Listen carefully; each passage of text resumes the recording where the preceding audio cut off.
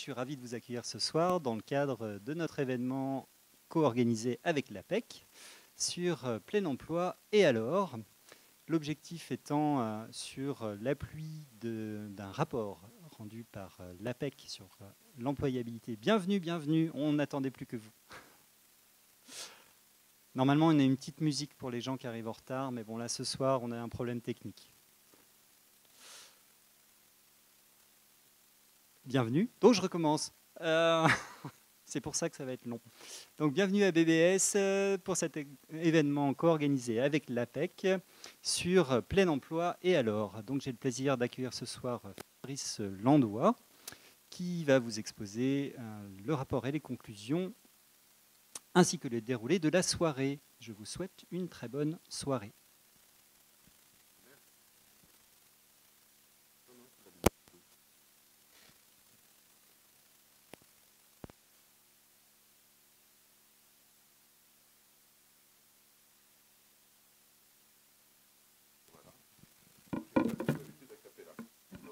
Là, il est bon. Donc, merci Mathieu. Effectivement, tous les ans, l'APEC sort une étude sur le panel Bretagne de l'emploi, et avec un bilan de l'année 2021, prévision 2022. On le présente souvent à la presse, on le présente parfois aux entreprises et rarement à tout public. Donc on s'est dit cette année, ça serait intéressant que tout le monde en ait l'accès, au-delà du fait qu'il est téléchargeable sur le site, mais simplement pour prendre connaissance de cette situation un peu spécifique que nous vivons en ce moment. Donc nous allons passer cette soirée sur trois temps forts. Un premier temps fort où je vais présenter rapidement cette étude en un quart d'heure. Un deuxième temps fort où nous aurons une table ronde animée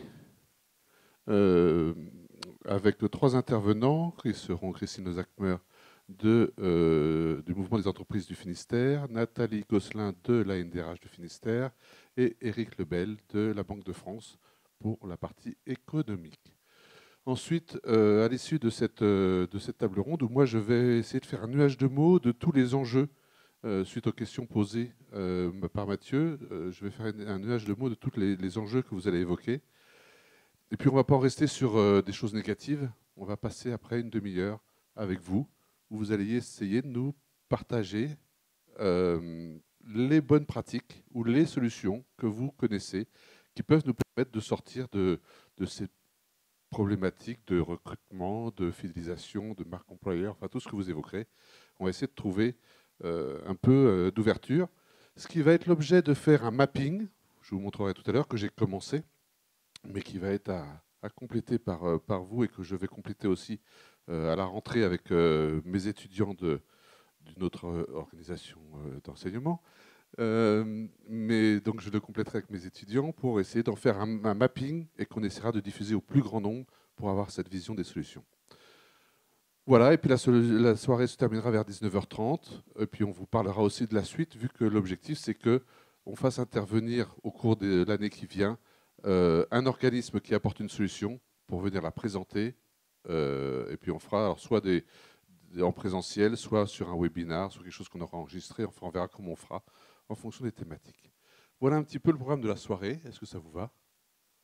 On n'est pas beaucoup, n'hésitez pas à intervenir. Vous aurez un temps d'échange à la fin d'une trentaine de minutes. Voilà, on peut intervenir pendant les interventions. Donc, bilan 2021, donc vision globale et régionale.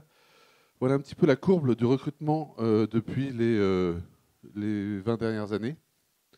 Donc, on voit qu'à chaque fois qu'il y a une crise, on a une petite baisse. Voilà, une petite baisse pour chaque crise ici. Ici, c'est quand même assez flagrant que ça a duré juste un an, cette baisse, et que fin 2021, on a été en rattrapage presque de l'année 2019, et que je vais vous annoncer que 2022 va être un cru exceptionnel. Hausse des recrutements des cadres. Alors, on est bien sûr que sur la population cadre. Je sais que dans les entreprises, il n'y a pas que des cadres, ça ne représente que 20% au national des effectifs salariés, et 15% en Bretagne seulement. Chose à savoir. Pourquoi ? Parce qu'on a une prédominance de l'industrie agroalimentaire où la convention collective de l'agroalimentaire permet à un encadrant de n'être qu'agent de maîtrise et de ne pas cotiser à une caisse de retraite cadre. Donc une prévision, enfin une évolution entre 2007 et 2021 en Bretagne qui a quand même été une augmentation de plus 6% des recrutements. Donc on n'a pas vu du tout la crise en termes de recrutement de cadres en Bretagne. Et même c'est la seule région de France qui n'a pas eu une baisse des effectifs cadres sur l'année 2019-2021. Voilà un petit peu les résultats. En bleu foncé, vous avez les évolutions 2019-2021 et vous voyez que la Bretagne est restée à plus 5%, alors que l'ensemble des régions, sauf la PACAC, Provence-Alpes-Côte d'Azur-Corse, qui était en positif aussi, toutes les autres régions ont eu un effectif qui a baissé. Et les effectifs en 2020-2021, on voit que dans toutes les régions, c'est des chiffres assez importants, c'est du rattrapage, et nous, on se maintient en croissance constante. Voilà un petit peu ce qui caractérise notre marché. Bilan des recrutements, territoire, secteur, taille d'entreprise. On a une Bretagne qui n'est vraiment pas équitable en termes de poids de marché. L'Ille-et-Vilaine et le bassin de Rennes représentent 57% des offres publiées, le Finistère 19%. Donc vous voyez que la disparité elle est quand même assez énorme, avec le Morbihan qui d'année en année prend des parts de marché. Beaucoup d'entreprises s'installent ou se développent dans ce bassin-là. Les Côtes d'Armor ont toujours été un petit peu en retrait, mais se maintiennent à 10% depuis des années. Les secteurs d'activité, on voit que nous sommes une région de services. À 64% des offres, des recrutements de cadres ont été faits dans les entreprises de services. On est un peu en deçà du national qui est plutôt à 75%. Par contre, en industrie, effectivement, à cause de l'industrie ou grâce à l'industrie agroalimentaire, nous sommes à 3 points de plus que par rapport au national sur les recrutements dans l'industrie, le commerce bien sûr et la construction. La construction qui a carrément doublé en termes de proportion de recrutement de cadres sur l'année 2021. La typologie d'entreprise. 56% des recrutements de cadres en Bretagne sont faits dans les PME et 44% dans les ETI et les grandes entreprises. Donc ça correspond exactement à notre tissu. On sait qu'on a plus de 90% des entreprises qui ont moins de 20 salariés. Donc ça correspond à notre tissu économique, mais ça veut dire qu'il y a un marché du recrutement des cadres dans les PMI-PME qui ne sont pas à ignorer quand on est cadre en recherche. Par rapport à la France métropolitaine, effectivement, 66% dans les PMI-PME, on est un petit peu en deçà, mais ça représente des grosses proportions quand même. Ensuite, la typologie des personnes qui sont recrutées. En Bretagne, on recrute principalement des cadres, on va dire, seniors, de 6 à 10 ans, ou même de 6 à plus de 10 ans d'expérience, ce qui représente plus de 50% des recrutements qui sont faits, comme au national, mais voilà, on est un petit peu au-dessus du national sur ces proportions. L'attention du marché fait que, effectivement, je vais en parler après, le taux de chômage des cadres, on ne le dit pas très fort parce qu'il ne faut pas trop le dire. Il faut penser à ceux qui ne sont pas cadres, mais on est à 3,4% de taux de chômage. Donc c'est-à-dire qu'on est en plein emploi depuis 4 ans. Il y a un peu moins de 250 000 cadres au chômage sur toute la France. Donc effectivement, on avait des populations qui étaient restées sur le carreau, qui étaient au départ les jeunes diplômés de l'enseignement supérieur, qui mettaient un petit peu plus de temps à trouver un job, on va dire il y a 5 à 10 ans. Et là, c'est les premières personnes qui ont été recrutées. Et puis on avait les seniors qui étaient aussi restés sur le carreau. Il reste 100 000 seniors cadres qui cherchent un job. Et les entreprises commencent à s'y intéresser sérieusement. Alors, première tendance constatée en ce début d'année 2022. Voilà la prévision, ou la comparaison plutôt, entre le premier trimestre 2019, donc qui était juste à la période limite avant le premier confinement, donc sur on va dire une période encore normale. Et puis le premier trimestre 2022, vous voyez la différence, plus 15%. Donc on est sur des phases de recrutement considérables. Les secteurs, les métiers plutôt, qui recrutent. Développement informatique.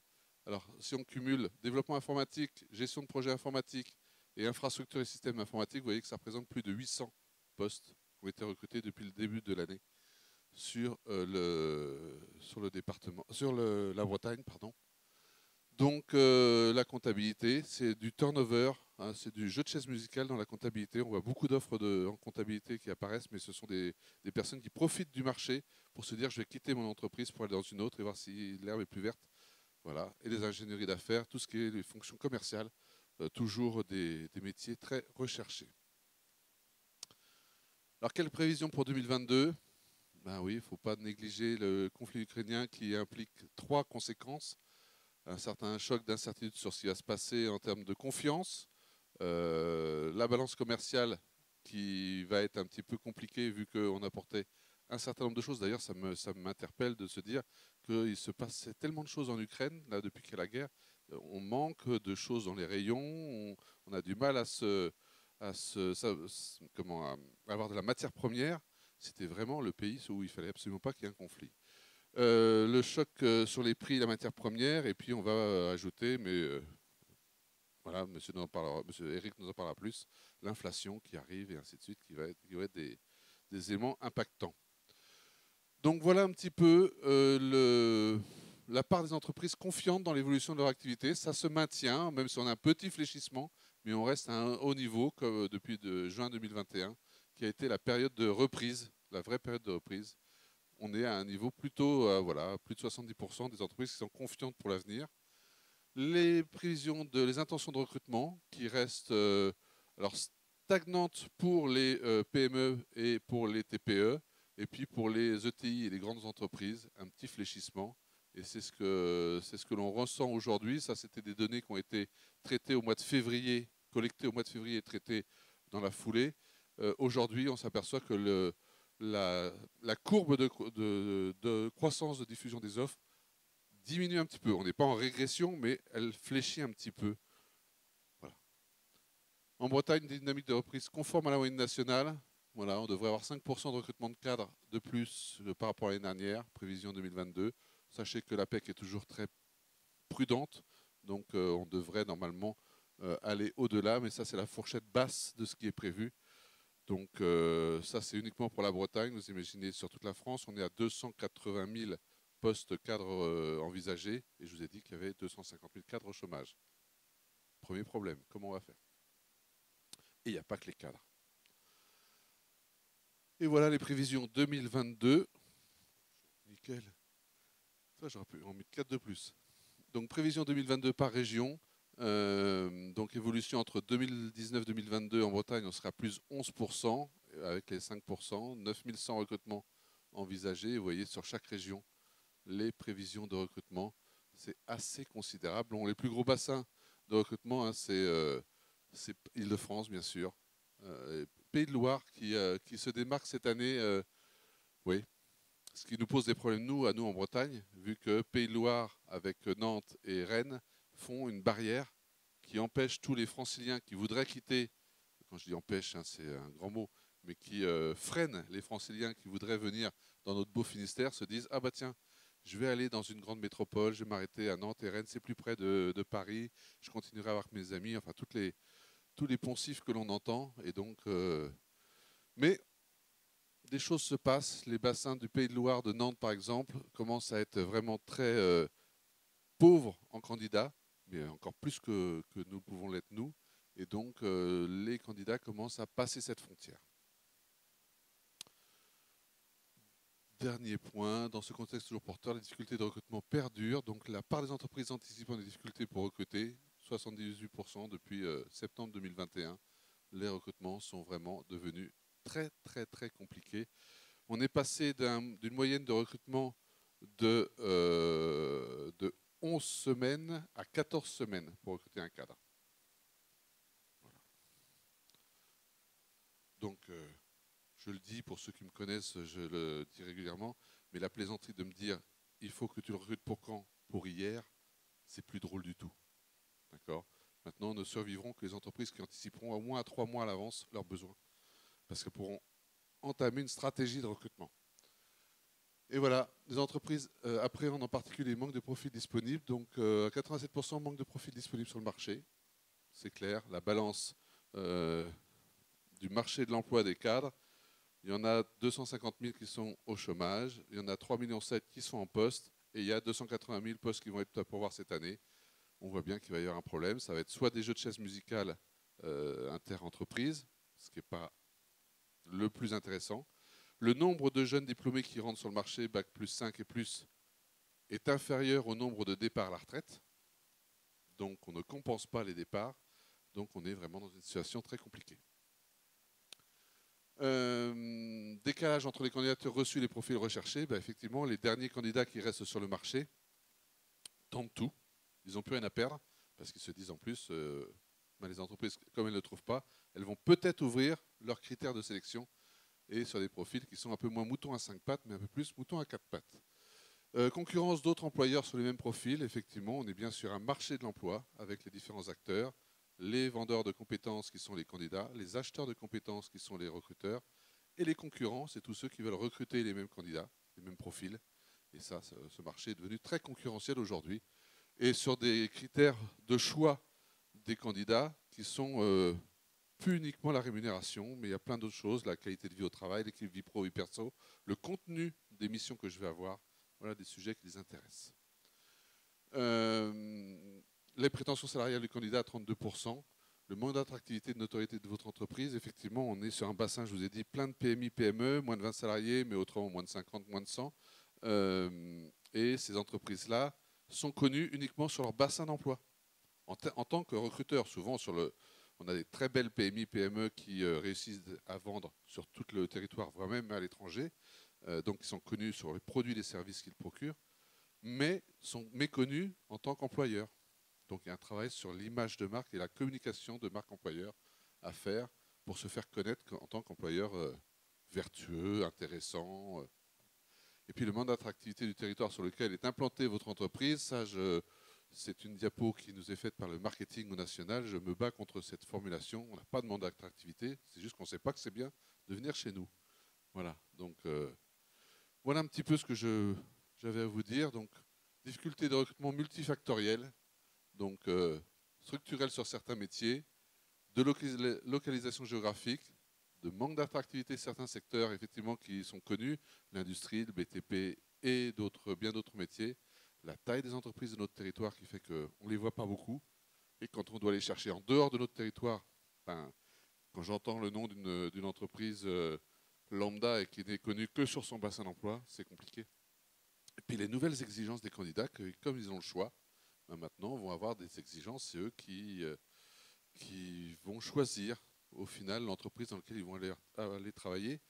On avait fait une étude qui date de 2019, mais qui, comme on est à peu près au même volume de recrutement, même plus compliqué en termes de ressources disponibles, on disait que quand vous aviez un candidat en face de vous, un cadre candidat en face de vous en entretien, dites-vous que cette personne avait minimum 3 processus de recrutement en cours dans d'autres entreprises. Et on est dans ce même critère aujourd'hui. Les candidats sont en moyenne à 2, 3, 4 entretiens en même temps. Et à la fin, ils choisiront, avec leurs propres critères, l'entreprise qui les intéresse le plus. Voilà ce que j'avais à vous dire. Comme j'ai 2 minutes d'avance, est-ce que vous avez des questions ? Alors, ce n'est qu'une partie de l'étude. Hein. J'ai un animateur qui m'a demandé de bien me contenir sur une durée, mais quand on vous enverra le mail de remerciement pour votre participation, je vous enverrai l'étude intégrale et vous aurez tous les éléments. Pas d'interrogation ? Oui, Dominique.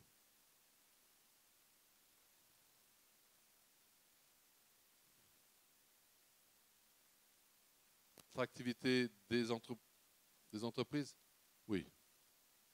Oui. Toutes les entreprises aujourd'hui parlent de marque employeur. Donc attention à ne pas en faire un buzz. La marque employeur, il y a 2 choses. Il y a la communication de marque employeur, mais surtout, qu'est-ce qu'on a à dire ? Il faut travailler d'abord toute la gestion des ressources humaines. Et quand on voit qu'on a plein de PMI, PME qui n'ont pas de service RH, ou une personne même en alternance, même ou une personne en temps partagé, enfin peu importe, la gestion des ressources humaines, j'espère qu'il n'y en a pas parmi vous, mais tant pis, je le dis, je me lance, vous savez que vous me connaissez, je suis provocateur, mais quand la gestion des ressources humaines est faite par un comptable, j'aime pas beaucoup ça. Voilà.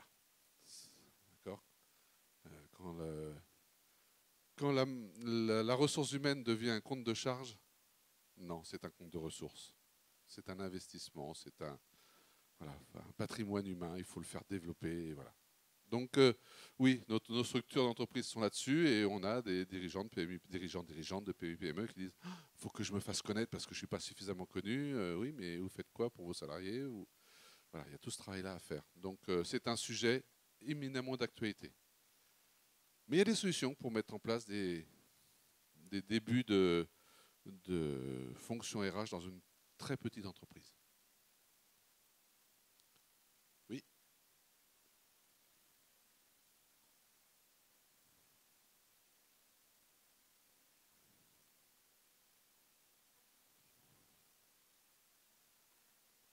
Ouais.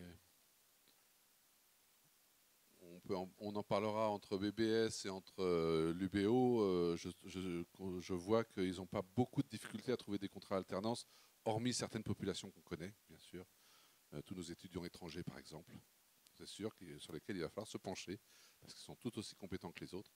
Mais autrement, les étudiants, en général, n'ont pas de problème d'alternance. Moi, ça a été une grande peur il y a quelques années de me dire l'alternance se généralise dans tous les établissements d'enseignement supérieur. Comment on va faire pour que les entreprises absorbent tout ça?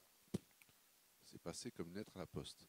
Donc non, ça c'est un des moyens. Et d'ailleurs, le discours que je dis à mes entreprises clientes aujourd'hui, c'est le candidat idéal n'existe plus. Façonnez-le. Prenez un alternant et accompagnez-le pendant ces 5 années d'études supérieures. Et comme ça, au bout de 5 ans, vous aurez votre salarié idéal, votre fameux mouton à 5 pattes. Voilà. Bon voilà, time, on en reparlera, on aura les moyens d'échanger. Alors maintenant, la table ronde. Je te laisse la parole. Yes. Bravo.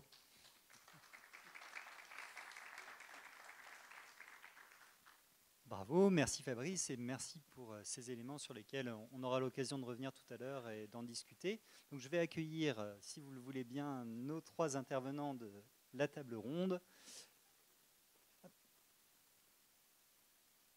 Alors, dans l'ordre, Nathalie Gosselin, présidente de la NDRH Finistère, Christine Lozacmer, présidente du mouvement des entreprises du Finistère, et Éric Lebel, directeur départemental Banque de France pour le Finistère également.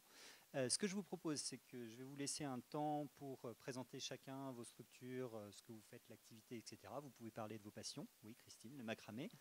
Et puis ensuite, je vous poserai quelques questions et ce sera l'occasion par la suite d'un échange avec la salle sur les différentes solutions qu'on peut envisager à cette situation de plein emploi et les difficultés de recrutement associées. On commence par Nathalie. Hop. Ben voilà, c'est parfait. C'est bon? Oui, ça a l'air d'être bon. Donc bonjour, oui, enchantée Nathalie. Donc je suis présidente de la NDRH sur le groupe local Finistère. Alors je vais juste présenter la NDRH en 7 chiffres.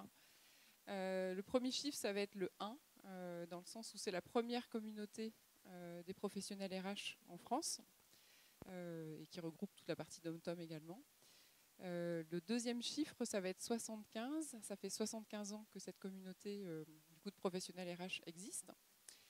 Le troisième chiffre, ça va être 5500, c'est le nombre d'adhérents qu'il y a en France. Et 11 millions, c'est le nombre de salariés que représentent finalement ces adhérents. Donc ça, c'était un autre chiffre. 80%, c'est la part du coup, des entreprises privées qui sont représentées par les adhérents, du coup 20% sur la partie publique. Et nous sommes répartis en 70 groupes locaux, donc sur la partie métropole et dom-tom. Et si je zoome maintenant sur la partie Finistère, nous sommes une 60aine d'adhérents de différents secteurs qui ont été notamment cités, une grande diversité de secteurs au niveau des adhérents. Alors là, ce ne sera pas des chiffres, mais juste 3 mots sur le rôle de la NDRH. Le premier, c'est d'anticiper. Difficile hein, parfois dans les contextes, mais en tout cas d'anticiper et de faire le maximum pour que l'organisation soit prête, les entreprises soient prêtes d'un point de vue RH et managérial. Le deuxième, c'est partager, d'où cette notion de communauté avec beaucoup d'échanges, beaucoup d'événements, beaucoup de réunions, beaucoup de moments informels aussi, mais la notion de partage aussi bien avec le national qu'au sein du groupe local. Et le troisième mot, c'est inspirer. Inspirer notamment les institutions publiques, privées, influencer, qui est très proche d'inspirer dans la connotation du mot inspirer, et faire en sorte que tout ce qu'on peut imaginer et anticiper puisse passer, on va dire, plus facilement après en termes d'influence et d'inspiration. Et donc moi, ça fait 12 ans que je suis au sein de cette association, cette communauté, et d'ailleurs 12 ans dans le bureau également. Bonsoir, Christine Lozakmer. Donc, je suis la présidente du mouvement des entreprises du Finistère. Donc, nous sommes 2400, un peu plus de 2400 adhérents en Finistère. Je vais m'arrêter sur quelques verbes un peu clés qui sont les valeurs. Donc, le mouvement des entreprises, c'est animer un réseau, c'est influencer. Influencer le monde politique, le monde économique, le monde associatif, les réseaux aussi, par des apports qu'on peut avoir dans différents domaines. On travaille d'ailleurs assez régulièrement avec Eric et on partage des données et des éléments économiques sur le Finistère. Animer et accompagner aussi les chefs d'entreprise puisqu'on vient de vivre une période extrêmement difficile. La Covid et aujourd'hui la guerre en Ukraine nous imposent des nouvelles... On parle de changement de paradigme, mais pour les entreprises, c'est une réalité qu'on vit au quotidien. Donc ça, on l'intègre aussi. J'ai aussi la chance d'être au conseil exécutif du MEDEF national, ce qui me permet aussi, pour nos adhérents, d'avoir une source d'information qui est assez considérable, puisque nous sommes en ligne directe avec tout ce qui se fait en termes de loi, réglementation, gouvernement, très régulièrement. À titre personnel, je dirige aussi une TPE. Donc on peut à la fois être président d'un mouvement des entreprises et représenter 2400 entreprises en Finistère et être une TPE. Donc nous sommes 7 collaborateurs. Je dirige donc l'agence Concept, qui est une entreprise, un cabinet conseil en marketing et communication. Donc quand on parle de marque employeur, comme tu le faisais François, ça me parle. Et puis, on a une entité, le siège social est à Brest, et on travaille aussi à Rennes, puisque là aussi, une entreprise se doit d'être agile. Et quand on n'a pas de collaborateurs qu'on trouve en Finistère, eh ben, on a des jeunes étudiants qui veulent partir sur Rennes et on leur loue un coworking pour les garder avec nous, puisque les talents du Finistère sont quand même majeurs. Et quand on a des talents, il faut aussi savoir les conserver. Donc, j'ai pris la décision pour garder ma collaboratrice de louer un coworking à Rennes pour garder ce talent avec nous. Donc voilà. Merci Christine. Donc bonsoir, Eric Lebel, donc directeur départemental Banque de France. Alors, je ne sais pas si vous connaissez un peu la Banque de France, mais on a 3 missions. Généralement, on parle des 3 S, stabilité monétaire, stabilité financière et puis service à l'économie. Concrètement, c'est quoi? Effectivement, on assure de façon indépendante la garantie au niveau monétaire de la confiance dans la monnaie que vous avez, mais aussi dans tous les moyens de paiement qui sont en œuvre au niveau national et les transactions au niveau international. Et donc, on contribue également à la politique monétaire à partir des informations qui sont notamment collectées sur les territoires et nos services d'études parisiens. Donc, c'est notamment l'intérêt effectivement de pouvoir interchanger ce soir, et comme on le fait souvent effectivement avec Christine, sur des éléments de conjoncture qu'on va collecter auprès des entreprises. Donc, on réalise des enquêtes auprès de 8500 entreprises au niveau national tous les mois, avec des résultats que vous pouvez retrouver sur notre site internet, sur les tendances. Et voilà, donc on est au cœur de l'économie, on est au cœur des acteurs économiques, donc les entreprises, puisqu'on va aussi coter les entreprises, on pourra en parler si vous le souhaitez, pour faciliter le financement de l'économie et la solvabilité des banques. Donc il y a un refinancement qui est possible sur la base des cotations Banque de France.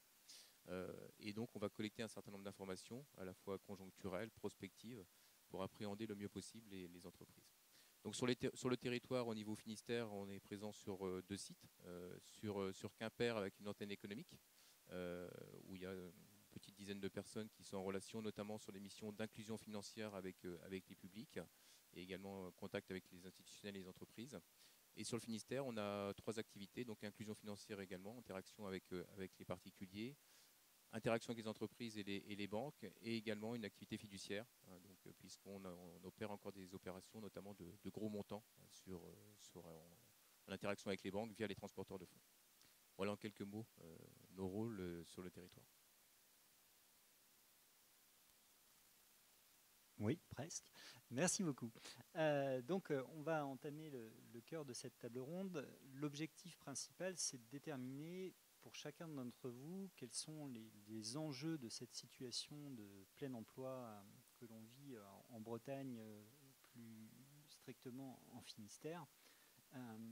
Donc, à la suite des conclusions du rapport de l'APEC tel que exposé par Fabrice à l'instant, ce qui m'intéresserait, c'est de savoir, pour vous, dans les secteurs d'activité que vous représentez, avec le prisme que vous avez chacun, quels sont ces enjeux aujourd'hui?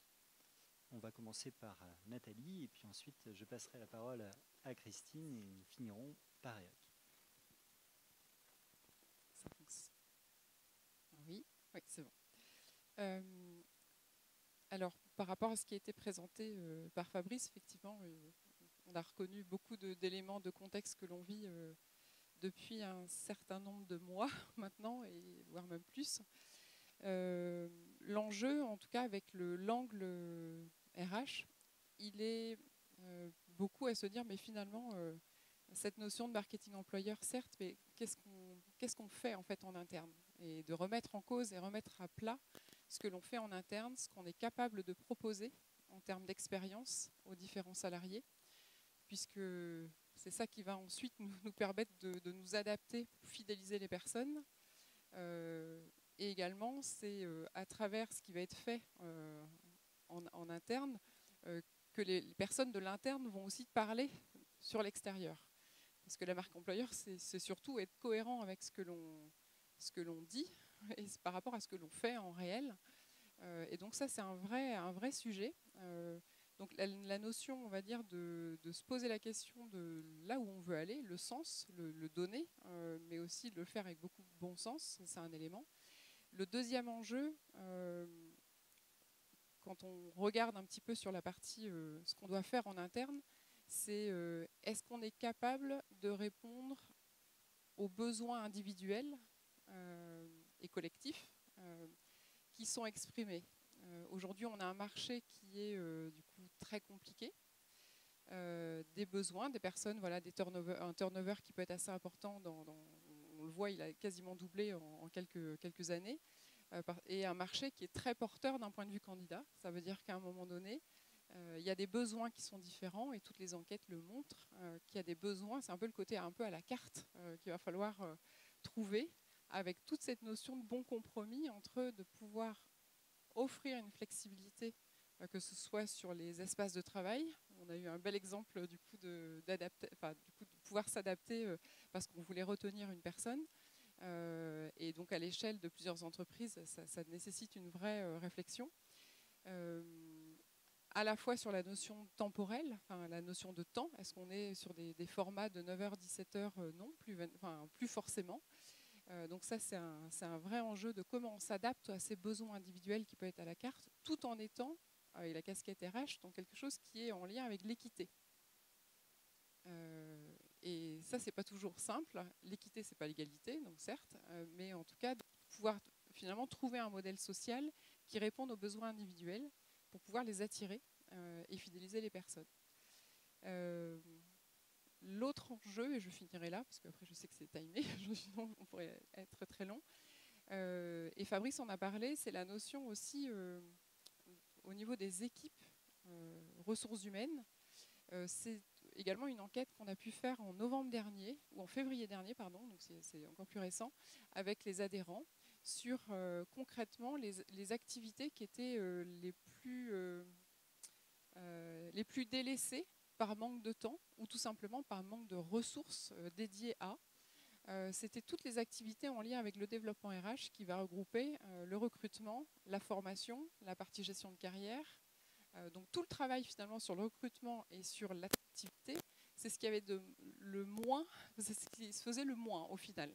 Donc par la force des choses, on est obligé de le faire, mais aujourd'hui, les structures ressources humaines ne sont pas toujours équipées de soit des compétences, soit des ressources. Donc ça, c'est aussi un enjeu de pouvoir aussi influencer et de se dire, plutôt que dédier beaucoup d'heures sur voilà, certaines tâches qui sont peut-être à moindre valeur ajoutée par rapport au contexte, c'est de plutôt étoffer un peu les équipes RH sur ces profils-là.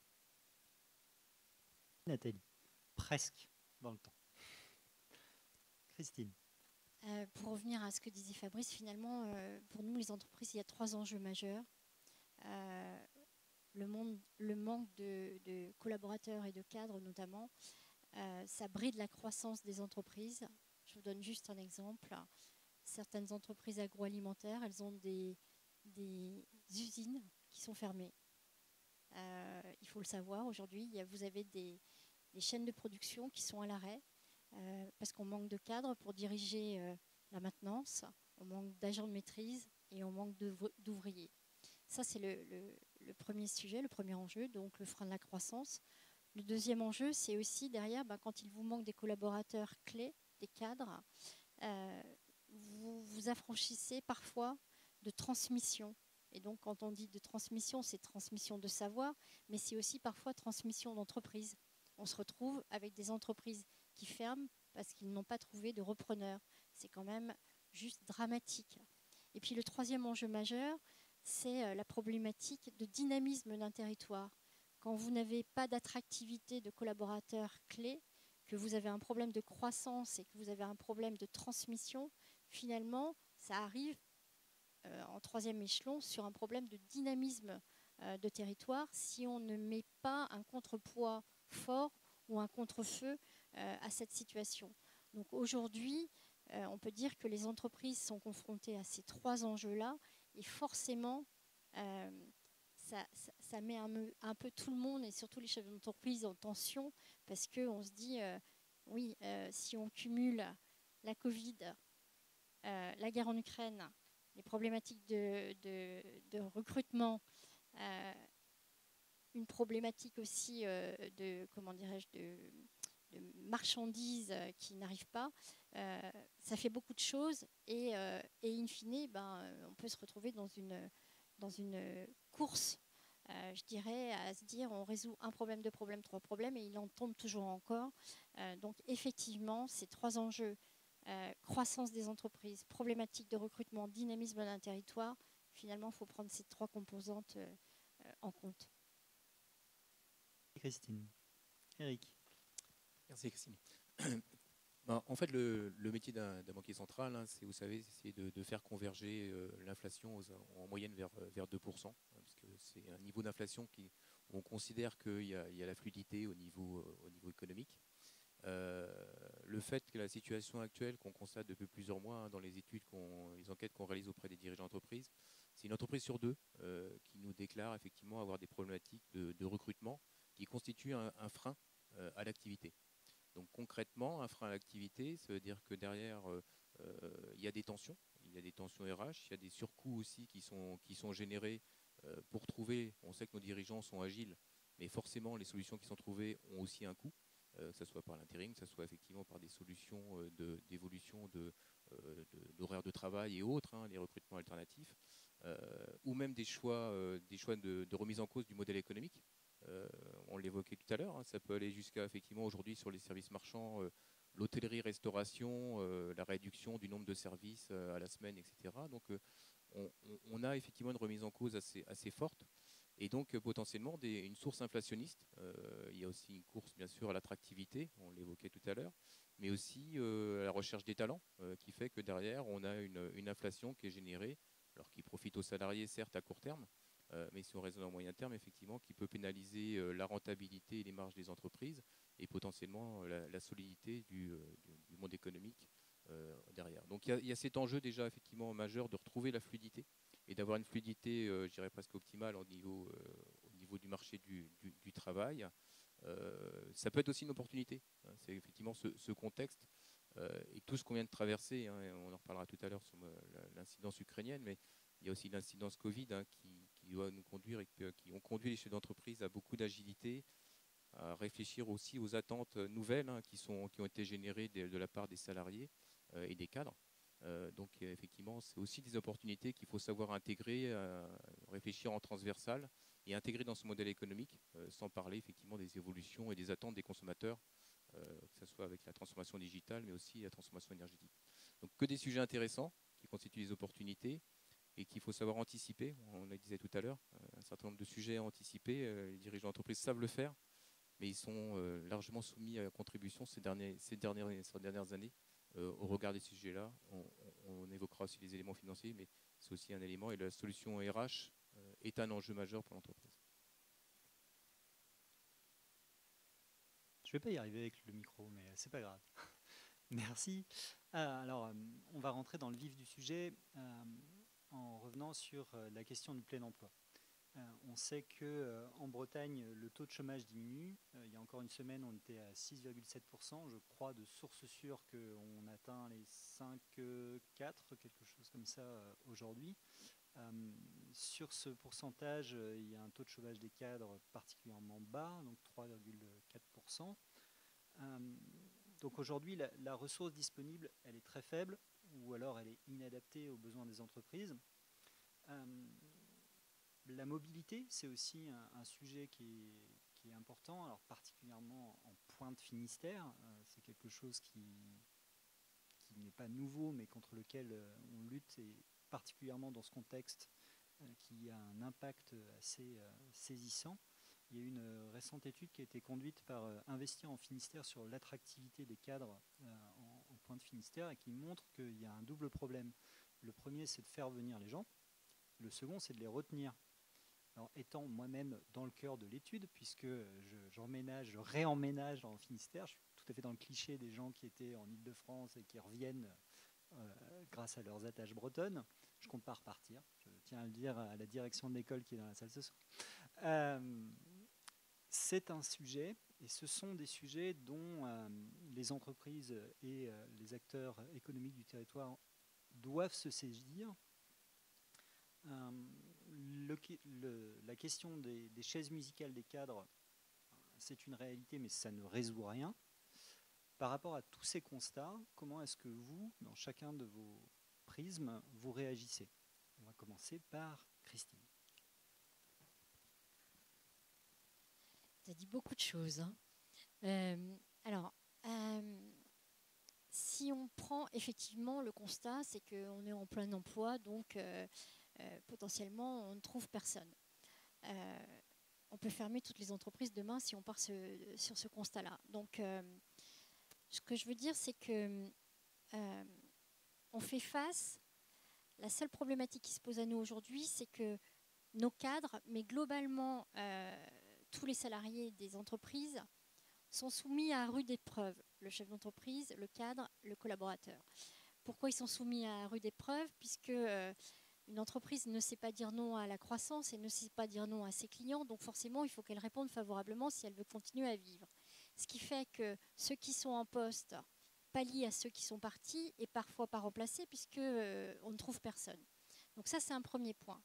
Pour autant, le chef d'entreprise et les chefs d'entreprise, en l'occurrence que je représente, on n'est pas des esclavagistes. Donc on s'adapte et on propose à nos collaborateurs des réponses qui leur permettent, en tout cas je l'espère, de à la fois mieux gagner leur vie, mais aussi de mieux vivre l'entreprise. Donc on va leur proposer et mettre en place certaines choses, l'essence très chère, on va acheter, louer, trouver des solutions pour faire du covoiturage, un vélo électrique, une participation financière supérieure. Je ne sais pas si vous en avez entendu parler, mais les chefs d'entreprise financent aussi, en dehors de la prime transport, l'aide au carburant pour les personnes qui sont loin de leur poste de travail. Donc on s'adapte, on trouve des solutions. Après, quand on parlait tout à l'heure, tu disais mobilité et on n'avait pas beaucoup de candidats. Je confirme.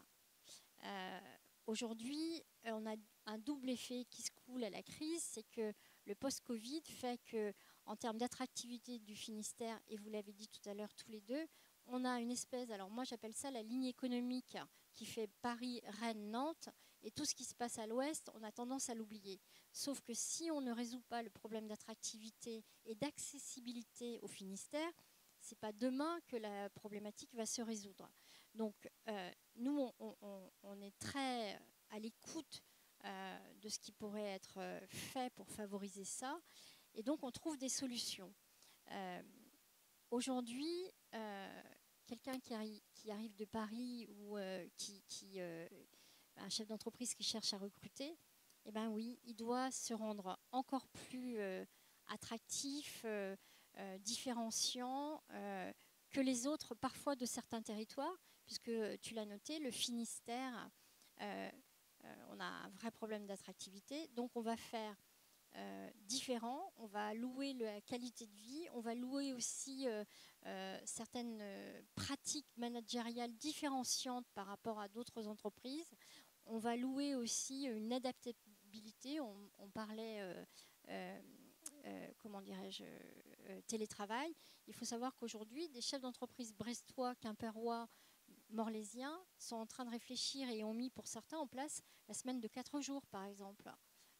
Oui, s'il faut aller jusque-là pour éviter qu'on soit en panne de croissance dans les entreprises, on est capable de le faire. Donc, on a plusieurs réponses. Il faut qu'on ait ces réponses parce qu'autrement, on est en totale déprime et c'est quand même pas le but du jeu. Je voudrais dire que même si on voit que tout le monde travaille beaucoup dans les entreprises pour pallier justement à ce manque de ressources, je crois que l'entreprise n'a jamais été aussi bien vue, entre guillemets, et le chef d'entreprise n'a jamais été aussi bien vu que dans ce contexte difficile, parce que c'est la force de l'adversité, hein, c'est de se retrouver à se dire qu'on est une équipe et pas une personne plus une personne plus une personne. Donc, cette équipe, elle fait face, elle fait front en trouvant des solutions. Tout n'est pas parfait, mais on sait que la problématique de recrutement va durer. Certains experts, tu me diras Fabrice, mais parlent de 2 ans, 3 ans, 4 ans, 5 ans. Le pire qui pourrait arriver, Eric va sûrement nous en parler tout à l'heure, c'est que la crise ukrainienne va nous amener des difficultés majeures à partir de la fin d'année, qu'on va devoir anticiper et qu'on anticipe déjà. Tu parlais tout à l'heure de baisse de fléchissement sur les recrutements. Oui, le chef d'entreprise, il est comme vous tous. Hein. Aujourd'hui, on navigue à vue. Donc, on navigue à 2 mois, 3 mois de plan de charge et pas plus. Donc, effectivement, quand on ne sait pas ce qui va se passer dans 3 mois, on se pose la réelle question d'un recrutement ou pas. C'est pas qu'on n'a pas envie, c'est pas qu'on n'a pas besoin, c'est que le pire pour un chef d'entreprise, c'est l'instabilité. Et aujourd'hui, on est en totale instabilité. Donc ça ne joue pas en notre faveur. La seule chose qu'on peut dire, c'est que aujourd'hui, l'entreprise, si elle fonctionne bien, c'est grâce à ses cadres, grâce à ses collaborateurs, grâce à l'agilité qu'elle trouve. Voilà. Merci. Alors oui, effectivement, un problème d'attractivité, un problème d'accessibilité. À Caen, Brest, à moins de 3 heures de Paris, c'est un critère. Pour prendre le train toutes les semaines, je peux vous dire qu'on en est loin encore. Il y a plusieurs choses dans ce que tu viens d'expliquer. Il y a une agilité nécessaire de l'entreprise et on va voir sur le côté économique et sur le côté plus RH comment ça se traduit. On reparlera aussi tout à l'heure de l'impact socio-économique ou géopolitique global sur l'économie et sur nos entreprises, globalement au national, mais aussi forcément sur notre territoire. Et tout ça mis bout à bout fait qu'effectivement on est dans une situation compliquée et qu'on se doit d'être agile et attractif dans un moment où on est en crise. Et finalement, les crises, c'est aussi des opportunités. Peut-être qu'on arrive à trouver de meilleures solutions, de nouvelles solutions, parce que finalement, on y est un petit peu contraint et forcé. Alors, je vais passer la parole à Eric et nous finirons sur la question par Nathalie. Oui, donc sur le plein emploi et tous les sous-jacents effectivement au niveau économique qu'on peut avoir aujourd'hui, moi je peux que confirmer par rapport aux incidences qu'on a actuellement sur les territoires, ce qui nous est rapporté. ces problématiques à la fois de transport, qui est un élément primordial, également du logement. Je pense que là, il y a vraiment une préoccupation majeure à avoir, et puis le travail du conjoint, hein, c'est aussi un élément qui, je pense, revient souvent dans les freins au niveau des recrutements, et surtout à placement des talents vers notre territoire. Derrière, effectivement, opportunité, on l'a dit tout à l'heure, puisqu'il y a des attentes nouvelles qui ressortent. Je pense qu'il y a à la fois cet enjeu pour les entreprises de mettre en avant tout cet intérêt d'écoute par rapport à ces nouvelles attentes, mais aussi peut-être une responsabilité plus globale. Enfin là, c'est un titre personnel, hein, cette réflexion, mais par rapport effectivement aux attentes aujourd'hui qu'on peut avoir des collaborateurs et des cadres. On pense au télétravail, on pense effectivement à avoir une certaine autonomie, et puis avoir aussi potentiellement un zapping aussi, hein, dans ses fonctions, de ne pas assurer toute sa carrière dans une même entreprise. Ce qui engendre aussi des nouveaux modèles, hein, plutôt privilégier des CDD plutôt que des CDI. Derrière aussi, ça peut interpeller, on a peut-être un rôle de miroir aussi, en tout cas à réaliser par rapport à ces jeunes, notamment des jeunes, mais c'est pas que, mais en tout cas des personnes qui ont fait cette réflexion au regard de ce contexte-là. Est-ce qu'on est aussi stable à trouver un logement quand justement on est qu'en CDD ou on est qu'en intérim? Voilà, quelle crédibilité on a aussi pour avoir effectivement auprès d'un bailleur ou auprès d'un partenaire bancaire quand on sollicite un financement. Donc on a aussi peut-être ce point d'attention à apporter à nos jeunes par rapport à ça. Alors, pour autant, effectivement, ça reste un élément d'attractivité important, et comment on peut effectivement trouver des enjeux sur cet effet-là. Je pense que là encore, il y a eu beaucoup d'expériences, de choses qui sont réalisées, avec l'appui aussi de certaines collectivités, avec les associations, les fédérations professionnelles. Je pense qu'il faut vraiment effectivement que tout le monde se mobilise sur ces sujets. Il y a la pédagogie, il y a aussi, quand on parlait d'alternance tout à l'heure, ça va effectivement la valorisation de certains métiers. On a vu les freins tout à l'heure qui ont été mentionnés dans certains secteurs d'activité. On voit que certains freins sont en train d'être levés, hein. L'industrie commence à réattirer effectivement un certain nombre de personnes, et c'est tant mieux. L'alternance a repris des couleurs, donc on voit bien qu'on peut effectivement arriver à faire avancer des sujets tous ensemble, mais ça restera effectivement un enjeu majeur. Donc il y a ces enjeux-là économiques sont essentiels, puisque je vous le mentionnais tout à l'heure. Les freins qu'on a constatés au niveau des entreprises, hein, c'est la génération derrière de carnets de commandes non exécutés ou difficilement réalisables, avec des surcoûts de production et des taux de service qui sont dégradés. Ça veut dire aussi une perte de compétitivité au regard de nos entreprises sur le territoire, un risque de perte de compétitivité, et de voir effectivement certains marchés au final échapper, hein, et aller vers la concurrence. On a vraiment ces enjeux-là qui sont au cœur de l'économie, l'attractivité de nos territoires et la résilience du territoire. Merci. Nathalie. Sur la partie effectivement des réactions par rapport à ce qui a été dit, je suis vraiment en phase avec ce qui a été dit. Il y a un élément qui a été un petit peu soulevé aussi par Fabrice sur la notion des seniors. En fait, là, je suis plus dans l'angle qu'est-ce qu'aujourd'hui on ne fait pas forcément extrêmement bien, et qu'on avant de trouver des solutions, on va dire innovantes, quand on regarde devant notre porte ce qu'on ne fait pas toujours extrêmement bien, tous les sujets peut-être en lien avec la diversité, on a quelques axes encore, je pense, pour attirer justement des profils qui sont sur le marché de l'emploi. Les seniors en font partie. Alors on parlait des cadres seniors, mais en fait, quand on prend les 55 et plus, la France est sur un des taux les plus faibles d'emploi. Bien en dessous de la moyenne européenne, et quand on regarde la Suède ou le Japon, là on est complètement en décalage. Donc on a un sujet en fait je pense là-dessus. Des personnes qui sont en situation de handicap, on sait aussi que c'est un sujet où on a aussi un taux de chômage qui est là. Donc on a encore, je pense, quelques pistes à explorer sur le sujet. Ensuite, sur la partie de l'organisation du travail, tout ce qui va être mettre en avant en tout cas si l'activité le peut, tout ce qui va être l'organisation en mode hybride, le télétravail, ça c'est, on le voit, c'est un plus énorme sur les offres, et parfois on le propose et on ne le mentionne pas sur les offres. On a en fait, j'ai lu une statistique qui disait qu'on avait en fait 2 fois plus de candidatures quand on mentionnait qu'on avait du télétravail qui était proposé, parce que ça ouvre en fait le champ des possibles en termes de déplacement géographique. On a des situations qui sont quand même très fréquentes avec des conjoints, avec un qui est à un endroit, un autre qui est dans un autre. Je l'ai vécu pendant des années, donc je sais de quoi je parle. Où finalement, cette possibilité de travailler quelques jours par semaine me permettait de partir complètement très très loin. Et sans que ça pose problème sur mon contrat, sur mon engagement, sur du coup la pérennité dans l'entreprise.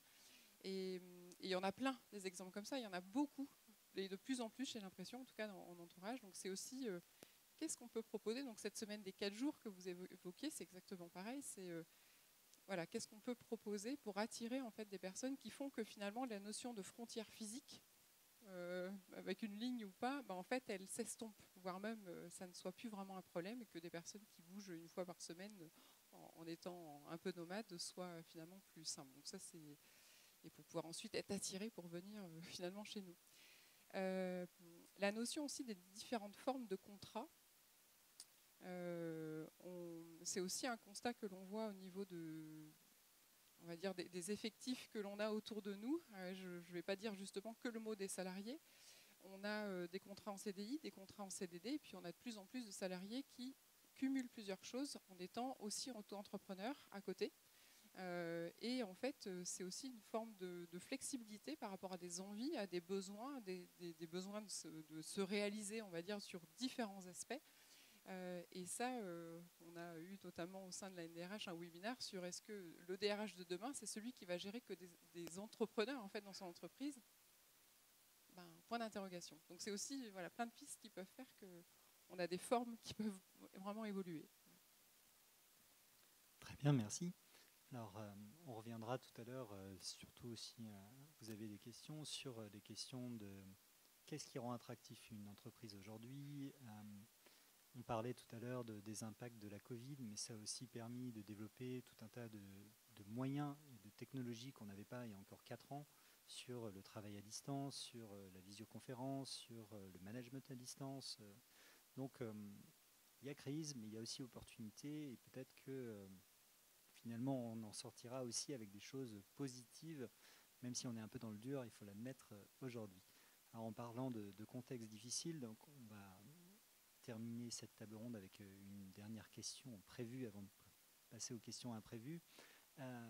Personne n'ignore le contexte en Ukraine. La question aujourd'hui, c'est quels impacts et comment est-ce que vous envisagez ces impacts aujourd'hui, et notamment économiquement, comment est-ce que se traduit cette crise? Merci. Oui, au niveau financier, alors la Banque de France vient de sortir ses dernières perspectives trimestrielles pour intégrer justement l'impact de la crise ukrainienne, mais qui succède déjà à des tensions d'approvisionnement qui étaient déjà nées de la reprise post-Covid, avec une reprise dynamique sur toutes les régions au niveau du monde, hein, donc avec des tensions qui ont été générées sur les outils de production et sur toutes les blockchains.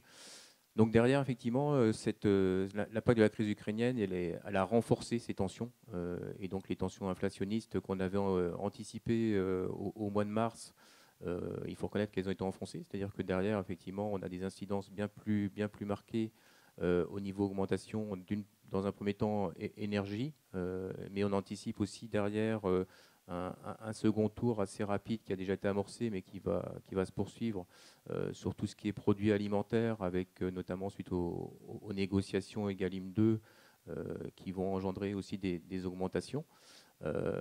Et puis dans un deuxième temps sur les produits transformés, hein, donc effectivement une évolution au niveau inflationniste qui va se poursuivre. Ces tendances, effectivement, vont avoir un impact au niveau de l'activité. Alors, de façon limitée, c'est-à-dire on constate quand même qu'il y a une très belle résilience au niveau économique national et encore plus sur notre territoire régional et au niveau en Finistère.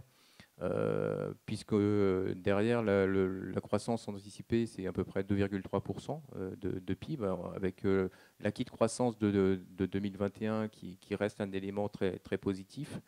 Derrière, effectivement, on anticipe une retombée et un impact un peu plus important sur 2023, avec une croissance qui repartirait à 1,2, 1,3% et qui remonterait à 1,7% une fois que toutes ces tensions seraient évacuées, et un retour à normal au niveau notamment des fonctionnements et puis la disponibilité des matières et des approvisionnements. Et donc un retour à normal aussi au niveau mondial. Alors, si on regarde effectivement au niveau de l'emploi, ce qui est anticipé au niveau mondial, on regarde cette baisse d'activité qui est sous-jacente et qui va être notamment prégnante sur le deuxième semestre. C'est effectivement une diminution du niveau d'emploi, même si on va rester globalement dans les prévisions qu'on réalise sur un niveau d'emploi qui est plus marqué que sur la période avant 2019. On avoisinerait un taux de chômage qui repartirait au niveau national de 7,2, 7,3 à 7,9 fin 2024. Donc voilà, une petite remontée d'emploi, mais avec toujours des problématiques. Alors je parle de l'emploi global, je ne parle pas bien sûr que l'emploi des cadres, qui resterait un marché en tension. Après, si on fait un focus effectivement plus régional, la résistance et la résilience des entreprises en termes de volume d'activité, jusqu'à présent, elle est bonne, hein, puisque les entreprises qui sont quand même soumises derrière aux deux tensions qu'on évoquait tout à l'heure, à la fois approvisionnement et puis problématique effectivement de RH, hein, de pourvoir les emplois qui sont nécessaires. On a effectivement une résilience en termes de volume d'activité qui est bonne. Avec des carnets de commandes qui restent encore bons, même si de ces dernières semaines, on a une tendance à une érosion des carnets de commandes, mais qui reste globalement au-dessus de moyenne période. Donc des éléments positifs, avec des points d'attention quand même assez majeurs. En termes de rentabilité, on a parlé activité donc bonne, mais en termes de rentabilité, effectivement, vous le savez, les entreprises sont de fait soumises à des contraintes sur leur marge, sur leur rentabilité, hausse des coûts matières, nécessité effectivement de trouver des solutions pour produire dans les meilleures conditions, mais forcément avec un impact de productivité. Et en face de ça aussi, confronté à une augmentation de leurs besoins de fonds de roulement, d'exploitation, hein, donc des niveaux de stock, des encours qui sont apportés, qui sont plus significatifs, soit des stocks de précaution au niveau matières et approvisionnement, soit des stocks d'encours de produits finis qui ne peuvent pas être livrés parce qu'il manque un composant. Derrière, effectivement, on a un bon carnet de commandes, on a produit, mais il nous manque le petit composant qui fait que derrière on ne peut pas livrer et donc on ne peut pas facturer. Où il y a aussi la demande du client, du donneur d'ordre final, qui dit moi-même je suis en panne d'un composant, donc vous gardez le produit. Hein, pour l'instant, je demande à ne pas être livré. Donc tout ça, effectivement, a des incidences sur la facturation, sur la rentabilité, une augmentation des BFR, et donc potentiellement, effectivement, un point d'attention par rapport à la trésorerie des entreprises, hein, donc des flux de trésorerie qui seront sans aucun doute plus contraints en 2022 au regard de 2021 et 2020. Avec l'avantage, c'est qu'on part quand même d'une situation assez, entre guillemets, saine, malgré le contexte Covid. Hein, donc tous les accompagnements qui ont pu être mis en place, l'agilité des dirigeants d'entreprise, hein, qui ont piloté de façon très bonne, hein, le pilotage des charges fixes, des points morts et puis des focus trésorerie, des PGE qui ont été mis en place. Mais derrière, effectivement, en face de ces structures financières qui sont plutôt bonnes et des niveaux de trésorerie qui sont plutôt bons au regard des bilans 2021 qu'on analyse, il y a effectivement cet enjeu aussi de remboursement, hein, remboursement de PGE, remboursement de moratoires fiscaux et sociaux sur lesquels il faut face, et puis des charges qui avaient été un peu mises de côté dans le contexte Covid, qui reviennent à nouveau, hein, avec des charges d'exploitation qui doivent être générées pour faire, on pense aux commerciaux, etc., aux salons qui sont nécessaires pour renouveler les carnets de commandes. Donc voilà, des contraintes aussi et des points d'attention, c'est effectivement une capacité de remboursement qui va être mise sous contrainte au niveau des entreprises, notamment au deuxième semestre, et donc des trésoreries, voire pour les entreprises les plus fragiles, et notamment on pense aux TPE, des points d'attention et des risques de fragilité et d'insolvabilité. Pour rebondir sur ce que vient de dire Eric, effectivement, la situation des entreprises. Alors, vous savez, en Finistère, on ne parle pas d'une entreprise du CAC 40, donc on a géré les entreprises, comme on dit assez usuellement, en bon père de famille. C'est-à-dire qu'effectivement, la trésorerie des entreprises était plutôt pas mal. On n'a pas distribué ni dépensé cet argent. Aujourd'hui, ce qu'on voit, c'est qu'effectivement, il faut qu'on rembourse les PGE. Effectivement, il faut que pour certaines entreprises qui ont fait des moratoires pour les charges salariales et patronales, les TVA, etc., et impôts sur société, il faut rembourser. Derrière, on a aussi, il ne faut pas se le cacher, une augmentation sensible des salaires, puisque même s'il y a eu des accords de branche pour certains, dans les TPE et PME, ça se fait comme ça, en ligne directe avec les chefs d'entreprise. Et je connais très peu de chefs d'entreprise qui n'ont pas augmenté les salaires. Donc, remboursement PGE, augmentation de salaire, électricité, gaz, produits manufacturés qui augmentent. Forcément, ça contraint la trésorerie des entreprises. Et ce qu'on constate aujourd'hui, tu vas me dire si tu le constates aussi, c'est le taux d'investissement des entreprises, il redevient très contraint. Même si on a eu des aides, mais aujourd'hui, les investissements des entreprises, devant autant d'instabilité, commencent à freiner très, très largement. Oui, je serais plus nuancé encore sur. Alors c'est sûr que effectivement, ce contexte peut induire sur la confiance. On le voit déjà sur la confiance des consommateurs. En tout cas, c'est plus une confiance, c'est une réalité des choses. C'est une nécessité d'un arbitrage. Aujourd'hui, pour certaines classes de la population, au regard des coûts de l'énergie, faire son plein d'essence ou faire certains choix de consommation. Au niveau confiance, qui va conduire effectivement à un net arrêt des investissements. On ne l'a pas encore tout à fait ressenti. Il y a des questions qui se posent. Les dirigeants se posent la question. On a aussi une remontée des taux, des coûts de financement qui interviennent. Alors c'est plus, on appelle ça plus un retour à la normalisation de notre côté. On regarde de taux qui étaient franchement bas. On reste encore sur les taux, si on déflate l'inflation, très très intéressant et attractif pour faire un financement et avoir un effet de levier.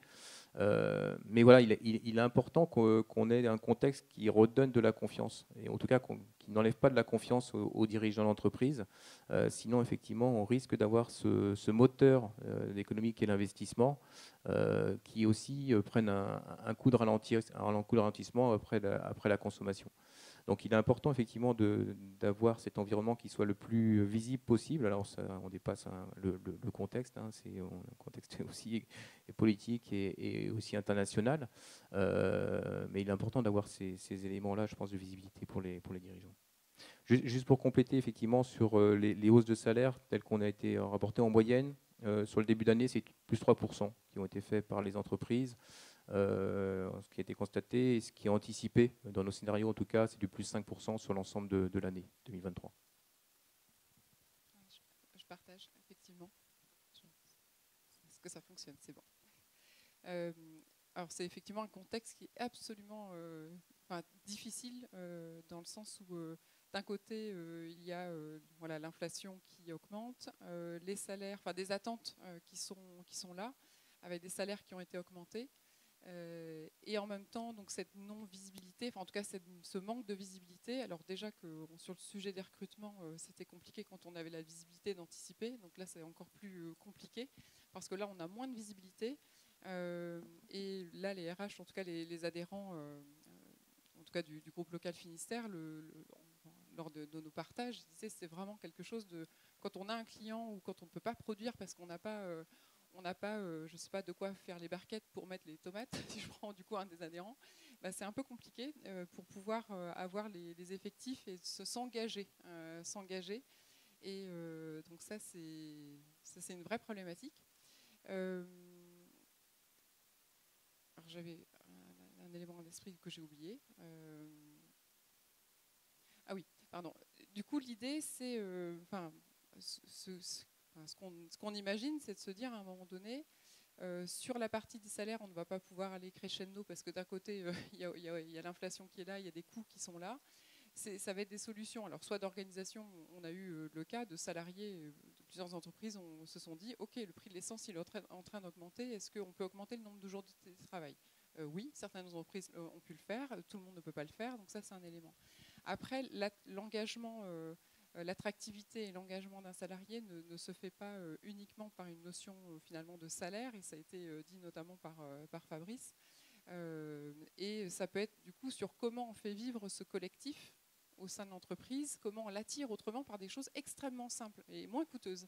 Donc c'est ça où il va falloir je pense qu'on creuse petit à petit encore plus pour se dire c'est quoi les solutions assez simples, mais qui permettent en tout cas de garder finalement les personnes complètement attachées, et puis du coup les faire venir d'autres après derrière, et pouvoir être beaucoup plus flexible après petit à petit avec des personnes qui sont là et sans avoir à chaque fois à financer autre chose, parce que c'est pas forcément, et ça toutes les études le montrent, le premier facteur en fait de motivation d'une personne.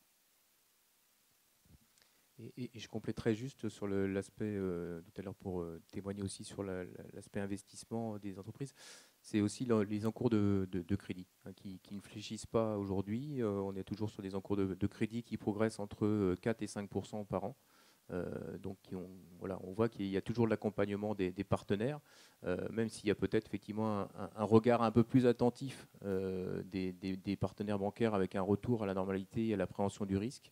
On a encore une dynamique là sur ce sujet-là, avec aussi un point qui commence à être regardé par les partenaires et dans les financements de l'économie et des entreprises, c'est le comportement RSE, qui est également pris en compte, avec là aussi une opportunité pour les entreprises, si on positive aussi ces sujets-là, de s'interroger, qui renvoie aussi, y compris pour les salariés et les cadres, de les impliquer dans un programme et dans un projet RSE de l'entreprise. C'est vertueux à la fois, bien sûr, sur le sens qu'on va donner dans son employabilité et dans son emploi, mais aussi pour les partenaires bancaires et les financeurs, qui vont se focaliser effectivement et focaliser leur financement et adresser leur financement plus favorablement vers ce type d'entreprise. Donc voilà, un enjeu aussi important aussi pour nos entreprises du territoire, et qui est très transversal.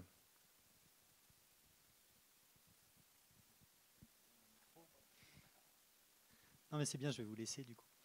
En plus, vous avez piqué ma question, donc on va pouvoir y aller. Je vous remercie d'être venu. Et je pense que la RSE, c'est aussi une question sur laquelle il faut se pencher, parce que finalement, est-ce que c'est pas par les contraintes qui arrivent, la réglementation européenne qui arrive sur la RSE et qui va contraindre les entreprises et le monde économique en général, est-ce que c'est pas le bon moment finalement pour se dire on profite de l'occasion pour aussi réfléchir à qu'est-ce qu'on peut avoir comme un impact en termes d'attractivité, de conditions de travail. On parlait de la responsabilité des entreprises, il y a aussi ça, il y a la responsabilité sur comment est-ce qu'on fait vivre notre activité à travers les conditions de travail, les autres axes d'attractivité pour faire venir quelqu'un ou pour le recruter au-delà du salaire et de l'évolution de celui-ci.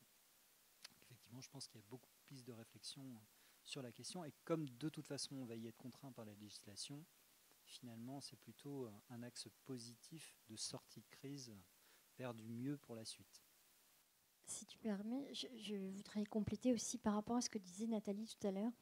On n'est pas forcément moins bon élève en Europe par l'inemployabilité de nos seniors. Ce qu'il faut prendre en compte, c'est que en France, alors sans vouloir soulever de débat, mais la retraite est prise beaucoup plus tôt que les pays européens voisins, ce qui fait qu'effectivement, on peut considérer qu'on a des seniors, mais qui sortent aussi beaucoup plus tôt du champ professionnel. Donc c'est pour ça qu'on est un peu en déphasage et qu'on peut être considéré comme moins bon élève, mais ce n'est pas la réalité, puisqu'on est, si on prend en compte cet âge de la retraite anticipée, enfin plutôt, on est au même niveau que les pays européens. Pour rebondir sur ce que disait Fabrice, effectivement, nous, on ne met pas dehors nos seniors, loin de là. Je rappelle juste qu'on est considéré comme senior quand on a passé 44 ans, ce qui est un peu affligeant quand même. Donc, je ne vous dis pas la claque qu'on prend, moi notamment. Voilà, c'est ça. Voilà. Donc, on est senior à partir de cela. Nous, on a besoin des seniors parce que ce sont des éléments phares de transmission de savoir. Donc, on ne les met pas dehors et on en a besoin aussi. Transmission de savoir, transmission aussi d'entreprise. Et puis, on parlait de formation aussi ce matin, enfin tout à l'heure, et on est dans un lieu qui pratique la formation. Souvent, les seniors sont les mentors des apprentis. Donc, on en a éminemment besoin. Et quand vous savez qu'une TPE, quand elle prend un alternant, c'est souvent une personne à temps plein de l'entreprise qui est déjà petite, qui va former. Vous imaginez bien qu'on veut à la fois garder notre senior et qu'on veut derrière embaucher notre alternant, puisque c'est jamais du temps perdu en l'occurrence.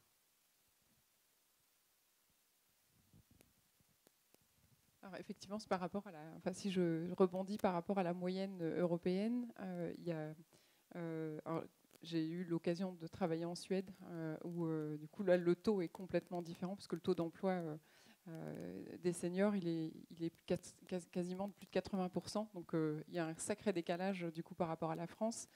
Et dans d'autres pays, on va dire du Nord, et ce décalage, c'est néanmoins une réalité sur l'approche. C'est pour ça que j'avais évoqué cette partie-là, où on a, je pense, encore quelques éléments, alors peut-être pas dans les TPE toujours, mais c'est quelque chose qui peut être parfois constaté, sur lequel, en tout cas dans le partage, et c'est un cheval de bataille de la NDRH au niveau national, parce qu'au niveau national, c'est un sujet. C'est un vrai sujet de se dire comment on évoque, enfin, comment on prend ce sujet du taux d'emploi des seniors qui sont, et Fabrice le disait, depuis très longtemps, du coup, en dehors du marché du travail. Donc c'est pour ça qu'on balaye devant notre porte en tant que RH, du coup, là-dessus notamment.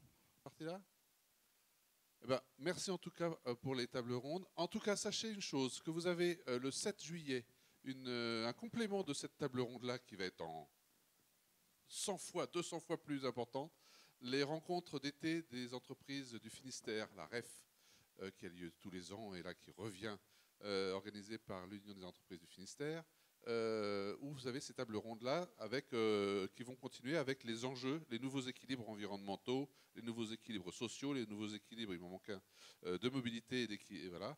Donc n'hésitez pas à vous inscrire, venez, c'est des moments enrichissants. Puis en plus, il y a une guest star de niveau national en fin de journée. Ah, ça vaut le coup de l'entendre. On n'aime pas, peu importe, mais faut venir. Donc, allez, venez. C'est le moment de rencontrer aussi d'autres dirigeants, dirigeantes, cadres d'entreprise et échanger, partager et surtout collecter de l'information. Voilà, c'est fait. C'était avec plaisir. Merci à vous tous et tous. Merci à vous. Je récupère mon micro du coup. L'objectif dans le temps qu'il nous reste, c'est de partager avec vous les solutions, les idées, les bonnes pratiques que l'on peut connaître, trouver ou envisager pour répondre à la situation dont on vient de parler sur le plein emploi, la difficulté à recruter. Il existe aujourd'hui à la fois des structures, des solutions alternatives pour faire différemment et pallier à ce problème. On a parlé de la question de l'anticipation. Je pense que c'est très vrai et c'est un maître mot. Alors c'est facile à dire, mais quand on est dedans, difficile d'anticiper. Néanmoins, plus on prend le problème en amont, et à mon sens, plus on trouvera de solutions facilement efficaces. Alors je vais parler de ce que je connais pour commencer. L'une des solutions au recrutement, au problème de recrutement, si vous n'arrivez pas à recruter à l'extérieur, trouvez la ressource à l'intérieur. Soit on en a parlé, on a la possibilité de faire appel à l'alternance. C'est ce qu'on fait ici. Nous, on pratique l'alternance depuis 1996 et c'est quelque chose qui se développe très très fortement ces dernières années. Rien que sur les 2 dernières années, on est à plus de 40% de croissance de contrats pour de l'alternance et on n'est pas en boulangerie. Enfin, la vision de l'alternance et notamment de l'apprentissage par les entreprises a radicalement changé depuis les années 90 pour avoir une grosse fourchette. Ce qui est très vrai aussi, c'est que l'alternance permet à un jeune d'accéder au monde de l'entreprise, mais également à une entreprise de former avec sa culture d'entreprise, ses besoins et sa vision de son activité, une future ressource. Donc oui, c'est très vrai, on le constate, l'entreprise a envie de garder l'alternant. 80% de nos contrats d'alternance aujourd'hui se voient proposer une embauche, généralement en CDI, à l'issue de leur contrat. En revanche, seuls 50% de nos alternants acceptent. Pourquoi? Parce qu'il y a le second phénomène qu'on a évoqué tout à l'heure, qui est cette envie de ne pas rester tout le temps dans la même entreprise. Et c'est quelque chose que, d'un point de vue générationnel, on a rabâché en disant oui, il faut que tu multiplies les expériences, il faut que tu puisses montrer sur ton CV que tu es allé dans telle structure. Donc du coup, aujourd'hui, quel résultat on a? Des gens qui changent tous les 2 ans. Peut-être qu'on a aussi à travailler sur la façon dont on fidélise et dont on envisage la vie professionnelle. Ça peut être à l'inverse complètement autre chose, et peut-être que le modèle final à rechercher, c'est plus le CDI, mais c'est un modèle agile. Là aussi, il y a des pistes de réflexion. La deuxième chose que l'on fait à BBS, c'est la formation continue. Si vous avez un besoin en compétences et que vous n'arrivez pas à recruter, faites monter en compétences vos salariés.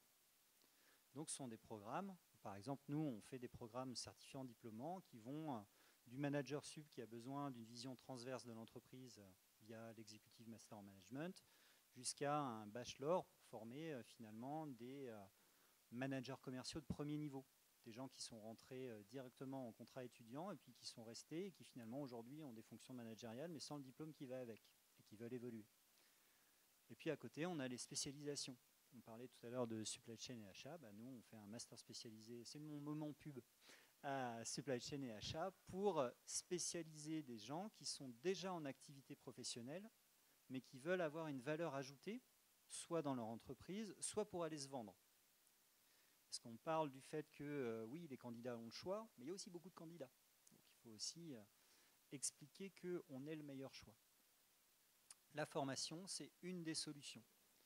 Et troisième chose, et c'est la dernière dont je parlerai pour vous laisser la parole ensuite, une solution dont on ne parle pas vraiment, c'est, vous savez aujourd'hui en tant qu'entreprise qu'il va y avoir demain, à 2-3 ans, l'émergence d'un métier nouveau qui n'existe pas aujourd'hui, mais vous savez que le besoin va être créé dans votre secteur d'activité. Il existe une possibilité aujourd'hui qui s'appelle la chaire d'enseignement, c'est quelque chose qui est très peu connu, où, pour faire à la grosse louche, c'est une entreprise qui va financer un enseignant-chercheur, qui va créer une formation dédiée à la structure pour former les futurs collaborateurs, étudiants, qui vont devenir les futurs collaborateurs sur ce métier en particulier à 3 ans. Donc l'optique, c'est d'anticiper le besoin en ayant une vision prospective de ce que sera le marché de demain, voire les métiers de demain, et de passer par de la formation en créant finalement les futurs collaborateurs et les compétences dont on aura besoin dans son secteur d'activité donné.